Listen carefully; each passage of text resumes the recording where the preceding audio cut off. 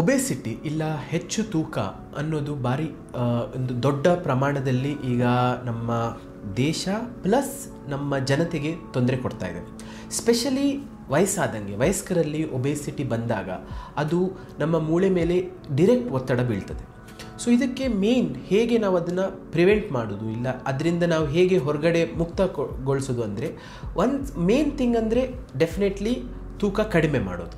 But ತೂಕ ಕಡಿಮೆ ಮಾಡಬೇಕಂದ್ರೆ ಅದಕ್ಕೆ ಮತ್ತೆ ನಾವು ಡಿಫ್ರೆಂಟ್ ಟೈಪ್ಸ್ ಬರೀ ಡಯಟಿಂದ ಆಗೋದಿಲ್ಲ. ಅದಕ್ಕೆ ನೀವು ಮೂಮೆಂಟ್ ಮಾಡಬೇಕಾಗ್ತದೆ, ಡಿಫ್ರೆಂಟ್ ಆ್ಯಕ್ಟಿವಿಟಿ ಮಾಡಬೇಕಾಗ್ತದೆ.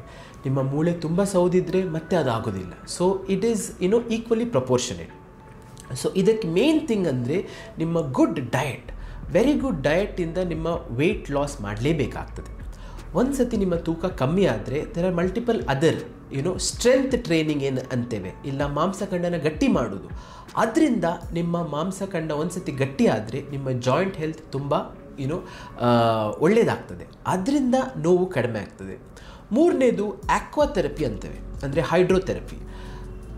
ಆಕ್ವಾಥೆರಪಿ ಅಂದ ಕೂಡಲೇ ಸ್ವಿಮ್ಮಿಂಗ್ ಅಲ್ಲ. ಸ್ವಿಮ್ಮಿಂಗ್ ಗೊತ್ತಿದ್ರೆ ವೆಲ್ ಆ್ಯಂಡ್ ಗುಡ್. ಇಲ್ಲಾಂದರೆ ಜಸ್ಟ್ ನೀರಲ್ಲಿ ನಡೆದಾಡೋದು ಇಲ್ಲ ನೀರಲ್ಲಿ ನಾರ್ಮಲ್ ಮೂಮೆಂಟ್ ಮಾಡಿದರೆ ಅಗೇನ್ಸ್ಟ್ ಯುವರ್ ವಾಟರ್ ಟೈಡ್, ಅದರಿಂದ ನಿಮ್ಮ ಮಾಂಸಖಂಡಕ್ಕೆ ತುಂಬ ಹೆಲ್ಪ್ ಆಗ್ತದೆ, which eventually helps you weight loss.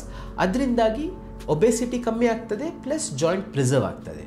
So these are couple of things. ಇದರಿಂದ ನಿಮ್ಮ ಜಾಯಿಂಟ್ ಹೆಲ್ತ್ ಪ್ರಿಸರ್ವ್ ಆಗ್ತದೆ, ಸ್ಪೆಷಲಿ ಒಬೆಸಿಟಿ ಇಲ್ಲ ವಯಸ್ಕರಲ್ಲಿ.